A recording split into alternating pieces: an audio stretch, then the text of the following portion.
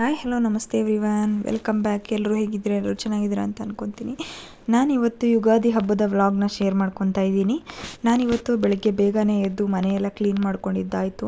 Almost ಒಂದು 5:30ಗೆ ಎದ್ದಿದ್ದೆ ಅಂತ ಅನಿಸುತ್ತೆ. ನನಗೆ ಯೂಶ್ವಲಿ ಆಲ್ರೆಡಿ ಹೇಳಿದಂಗೆ ನೈಟೇ ಮನೆಯೆಲ್ಲ ಕ್ಲೀನ್ ಮಾಡಿಬಿಟ್ಟು ಮತ್ತು ಬೆಳಗ್ಗೆ ಎದ್ದು ಪೂಜೆ ಮಾಡೋದು ಅದೆಲ್ಲ ಇಷ್ಟ ಆಗಲ್ಲ. ಸ್ವಲ್ಪ ಲೇಟ್ ಆದರೂ ಪರವಾಗಿಲ್ಲ, ಬೆಳಗ್ಗೆ ಎದ್ದು ಕ್ಲೀನಾಗಿ ಒಂದು ಕಡೆಯಿಂದ ಕ್ಲೀನ್ ಮಾಡ್ಕೊಬಿಟ್ಟು ಮನೆಯೆಲ್ಲ ಅದಾದಮೇಲೆ ಪೂಜೆಗೆಲ್ಲ ರೆಡಿ ಮಾಡ್ಕೊತೀನಿ. ಯಾವುದೇ ಹಬ್ಬ ಇದ್ದರೂ ಅಷ್ಟೇ, ಇಲ್ಲ ರೆಗ್ಯುಲರು ಫ್ರೈಡೇ ಮತ್ತು ಮಂಡೇ ಪೂಜೆ ಮಾಡಬೇಕು. ಇವಾಗ ಎಣ್ಣೆ ಹಾಕಿದ್ದೆಲ್ಲ ಮುಗೀತು. ನೋಡ್ತಾ ಇರ್ಬೋದು ನಾನು ಯಾವ ಥರ ಮನೆ ಮುಂದೆ ಎಲ್ಲ ಡೆಕೋರೇಟ್ ಮಾಡ್ಕೊಂಡಿದ್ದೀನಿ ಅಂತೇಳಿ. ಯೂಶ್ವಲಿ ನನಗೆ ಚೆಂಡು ಹಾಕಿದ್ರೇ ಇಷ್ಟ ಆಗೋದು ಬಾಗಿಲಿಗೆ, ಯಾಕಂದರೆ ಅದರಿಂದ ಅಷ್ಟೊಂದು ಕ್ರಿಮಿಕೀಟಗಳೇನೂ ಎಂಟ್ರಿ ಆಗೋಲ್ಲ ಮನೆಗೆ ಅಂತೇಳಿ ಹೇಳ್ತಾರೆ. ಯಾವುದೇ ಇರುವೆ ಇರ್ಬೋದು, ಏನೇ ಇದ್ರೂ ಯಾವುದೂ ಅದಿದ್ದರೆ ಮನೆ ಒಳಗಡೆ ಬರೋಲ್ಲ ಅಂಥೇಳಿ ಚೆಂಡುನ ಒಂದು ಸಾಂಕೇತಿಕವಾಗಿ ಯೂಸ್ ಮಾಡ್ತಾರೆ. ಸೊ ಅದಕ್ಕೋಸ್ಕರ ನಾನು ಚೆಂಡು ಹೂವನ್ನೇ ಇಷ್ಟಪಡ್ತೀನಿ ಯಾವುದೇ ಹಬ್ಬಕ್ಕಾದ್ರೂ ಬಾಗಿಲಿಗೆ ತೋರಣ ಹಾಕೋದಕ್ಕೆ. ಮತ್ತು ಈ ಥರ ಸಿಂಪಲ್ಲಾಗಿ ರಂಗೋಲಿ ಬಿಡಿಸ್ಕೊಂಡಿದ್ದೆ ನಾನು. ಇದು ಆ್ಯಕ್ಚುಲಿ ಪೇಂಟ್ ಏನಲ್ಲ, ನಾರ್ಮಲ್ ಬಳಪದ ಕಲ್ಲು ಅಂತೇಳಿ ಬರುತ್ತೆ ನೋಡಿ, ಈ ನಾಮದ ಕಲ್ಲು ಅಂತ, ಪಟ್ಟೆ ಕಲ್ಲು ಅಂತೇಳಿ ಬರುತ್ತೆ, ಗ್ರಂಥಿಗೆ ಅಂಗಡಿಲೆಲ್ಲ ಸಿಗುತ್ತೆ. ಅದನ್ನು ತಗೊಬಂದು ನಾನು ಅದನ್ನು ನೀರು ಹಾಕಿ ಕರಗಿಸ್ಕೊಂಡು ಈ ಥರ ಹಬ್ಬಕ್ಕೆಲ್ಲ ಬೇಕಾದಾಗ ರಂಗೋಲಿ ಬಿಡಿಸ್ಕೊಂಡ್ಬಿಡ್ತೀನಿ. ಯಾಕಂದರೆ ಮತ್ತೆ ಅದು ವೈಪ್ ಮಾಡಿದ್ರೆ ಹೋಗ್ಬಿಡುತ್ತೆ. ಇದು ತುಂಬ ಈಸಿ ಅಲ್ವಾ, ನಮ್ಗೆ ಯಾವ ಥರ ಬೇಕೋ ಆ ಥರ ಬಿಡಿಸ್ಕೊಂಡ್ಬಿಡ್ಬೋದು. ಪೇಂಟಲ್ಲಿ ಬಿಡಿಸಿದ್ರೆ ಏನು ಗೊತ್ತಾ, ಒಂದೇ ರಂಗೋಲಿ ಇರುತ್ತೆ, ಅದರಲ್ಲೇ ಕಂಟಿನ್ಯೂ ಮಾಡಬೇಕು. ಬಟ್ ಈ ಥರ ಬಳಪದ ಕಲ್ಲಿಂದ ಬಿಡಿಸ್ಕೊಳ್ಳೋದ್ರಿಂದ ನಮ್ಗೆ ಯಾವಾಗ ಬೇಕೋ ಆ ಥರ, ಯಾವ ಡಿಸೈನ್ ಬೇಕೋ ಆ ಥರ ಬಿಡಿಸ್ಕೊಬೋದು. ಆಲ್ಮೋಸ್ಟ್ ಇವಾಗ ಎಲ್ಲ ಡೆಕೋರೇಷನ್ ಎಲ್ಲ ಮುಗೀತು ಬಾಗಿಲು ಮುಂದೆ ಎಲ್ಲ. ಯೂಶ್ವಲಿ ನಾನು ಹಬ್ಬಗಳಿಗೆಲ್ಲ ಈ ಥರ ಪ್ರಯಾರಿಟಿ ಜಾಸ್ತಿ ಕೊಡ್ತೀನಿ, ಚೆನ್ನಾಗಿ ಕಾಣಿಸ್ಬೇಕು ಹೊಸ್ಲಿರ್ಬೋದು ಎಲ್ಲನೂ. ಯಾಕಂದರೆ ಹೊಸ್ಲನ್ನ ಲಕ್ಷ್ಮೀ ಸಂಕೇತ ಅಂತ ಹೇಳ್ತಾರೆ.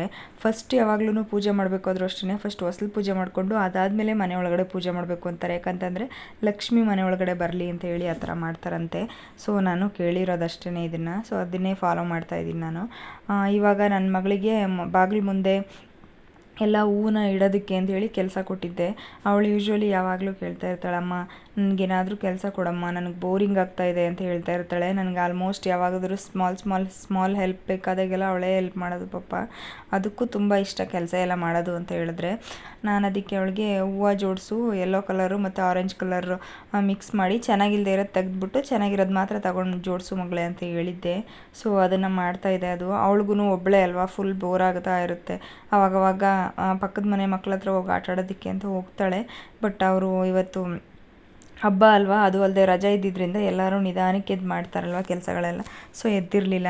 ಇವಾಗ ಆಲ್ಮೋಸ್ಟ್ ನಾನು ಹೊರಗಡೆದ ಕೆಲಸ ಎಲ್ಲ ಮುಗಿಸಿ ಒಳಗಡೆ ಕೆಲಸ, ಮನೆಯದೆಲ್ಲ ಕೆಲಸ ಮುಗಿಸ್ಕೊಂಡು ಸ್ನಾನನೂ ಮಾಡ್ಕೊಬಂದಿದ್ದಾಯಿತು.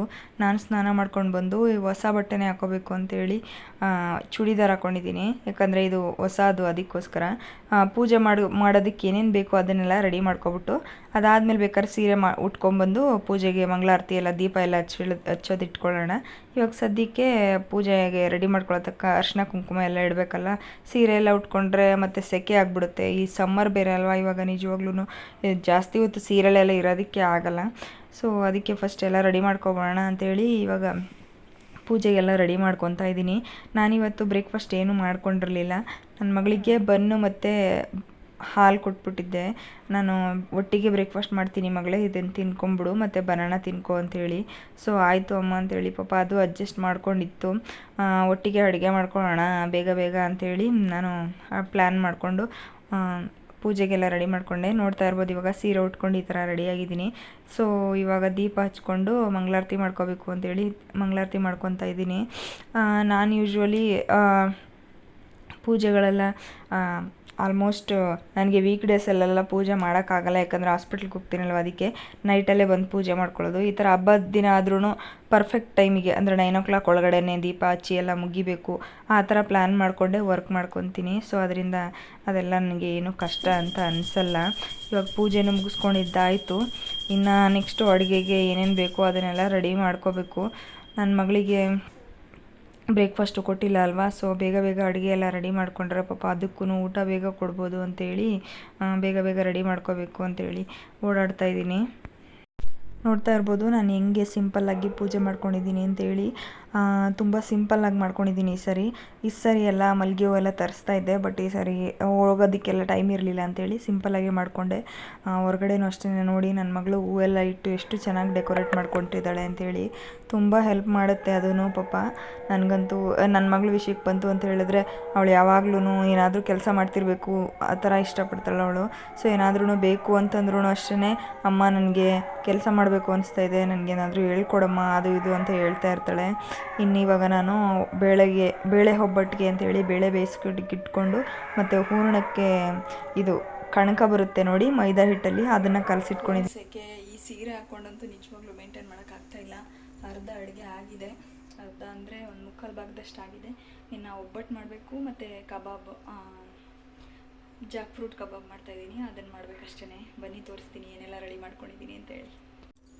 ಇಲ್ಲಿ ಹೂರಣ ರೆಡಿ ಮಾಡಿಟ್ಟಿದ್ದೀನಿ ಮತ್ತು ಕಾಯಿ ತುರಿದಿಟ್ಕೊಂಡಿದ್ದೀನಿ. ಸ್ವಲ್ಪ ಕಾಯಿ ಮಿಕ್ಸ್ ಮಾಡಿಕೊಂಡು ನಮಗೆ ಮಾಡ್ಕೊಳ್ಳೋಣ ಅಂತೇಳಿ. ಮತ್ತು ಜಾಕ್ ಫ್ರೂಟ್ದು ಕಾಯಿ ತರಿಸ್ಕೊಂಡು ಇಟ್ಕೊಂಡಿದ್ದೀನಿ. ಈಗ ಮ್ಯಾರಿನೇಟ್ ಮಾಡಿ ಇಡಬೇಕು. ಈ ಕಡೆ ಶಾವಿಗೆ ಪಾಯಸಕ್ಕೆ ಹಾಲು ಇಟ್ಟಿದ್ದೀನಿ, ಗೋಡಂಬಿ ದ್ರಾಕ್ಷಿ ಶಾವಿಗೆ ಎಲ್ಲ ಹುರಿದಿಟ್ಕೊಂಡಿದ್ದೀನಿ. ಒಬ್ಬಟ್ಟು ಸಾಂಬಾರು ರೆಡಿ ಇದೆ, ಅನ್ನ ಮಾಡಿಟ್ಕೊಂಡಿದ್ದೀನಿ. ಕೋಸಂಬರಿಗೆ ಏನೇನು ಬೇಕು ಅದೆಲ್ಲ ಹೆಚ್ಚಿಟ್ಕೊಂಡಿದ್ದೀನಿ. ಅದಾದಮೇಲೆ ಮಾವಿನಕಾಯಿ ಚಿತ್ರಾನ್ನದ ಗೊಜ್ಜು ರೆಡಿ ಮಾಡಿಟ್ಟಿದ್ದೀನಿ. ಇದಿಷ್ಟು ಆಗಿದೆ ಇವಾಗ. ಸೊ ಮ್ಯಾರಿನೇಷನ್ ಮಾಡ್ಕೊಂಡು ಸಿಗ್ತೀನಿ ಬನ್ನಿ. ಇನ್ನು ಇವಾಗ ಅಡುಗೆನೂ ಆಗಿದ್ದಾಯಿತು, ನೋಡ್ತಾ ಇರ್ಬೋದು ಇಷ್ಟೊಂದು ವೆರೈಟಿಗಳು ಮಾಡ್ಕೊಂಡಿದ್ದೆ, ಅದಕ್ಕೆ ಸ್ವಲ್ಪ ಲೇಟ್ ಆಯಿತು. ಇನ್ನು ಅಡುಗೆ ಮಾಡಿಕೊಂಡು ನಮ್ಮ ಹಸ್ಬೆಂಡು ಆಫೀಸ್ಗೆ ಹೋದರು. ಸೊ ನಾನಿವಾಗ ಪಾತ್ರೆ ಎಲ್ಲ ತೊಳೆದಿಟ್ಬಿಟ್ಟು ಸ್ವಲ್ಪ ರೆಸ್ಟ್ ಮಾಡಬೇಕು. ಬೆಳಗ್ಗೆಯಿಂದ ಕಂಟಿನ್ಯೂಸಾಗಿ ಕೆಲಸ ಮಾಡಿ ನನಗೂ ಟಯರ್ಡ್ ಆಗಿದೆ. ಇದಾಗಿತ್ತು ಇವತ್ತಿನ ನಮ್ಮ ಹಬ್ಬದ ವ್ಲಾಗು. ಐ ಹೋಪ್ ಎಲ್ರಿಗೂ ಇಷ್ಟ ಆಗಿದೆ ಅಂತ ಅಂದ್ಕೊತೀನಿ. ಇಷ್ಟ ಆಗಿದೆ ದಯವಿಟ್ಟು ಲೈಕ್ ಮಾಡಿ, ಶೇರ್ ಮಾಡಿ, ನನ್ನ ಚಾನಲ್ಗೆ ಸಬ್ಸ್ಕ್ರೈಬ್ ಮಾಡ್ಕೊಳ್ಳಿ. Thank you everyone. See in the next vlog.